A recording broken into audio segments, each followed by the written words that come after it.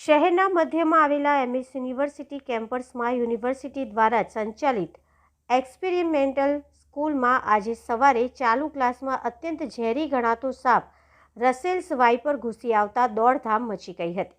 જોકે સાપે કોઈને હાનિ પહોંચાડી ન હતી. વાઇલ્ડ લાઇફ રેસ્ક્યુ ટીમના સભ્યએ સાપને ક્લાસરૂમમાંથી ઝડપી પાડી સુરક્ષિત સ્થળે છોડી દીધો હતો. ઘટના સોમવારે સવારે બની હતી.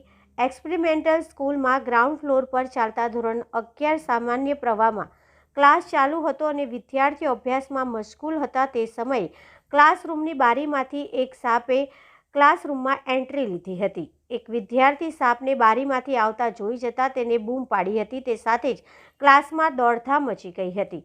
સાપ પણ ગભરાઈને આમ તેમ જવા લાગ્યો હતો. આ સમયે જ બારી નજીક બેન્ચ પર બેઠેલા એક વિદ્યાર્થીના પગ પાસેથી સાપ પસાર થયો હતો અને ક્લાસરૂમમાં મૂકેલા 2 કબાટ પાછળ ભરાઈ ગયો હતો. આ દરમિયાન શિક્ષક અને વિદ્યાર્થીઓ બહાર નીકળી ગયા હતા અને તુરંત જ વન ખાતાને જાણ કરી હતી. વન ખાતાએ વાઇલ્ડ લાઇફ રેસ્ક્યુ ટીમને જાણ કરતા ટીમનો એક સભ્ય દોડી આવ્યો હતો અને સાપને પકડી લીધો હતો. જે બાદ તેને જાણકારી આપી હતી કે આ સાપ ગુજરાતમાં જોવા મળતા 4 ઝેરી સાપ પૈકી સૌથી ખતરનાક રસેલ્સ વાઇપર છે. આ સાપ કોબરાથી પણ વધુ ઝેરી છે.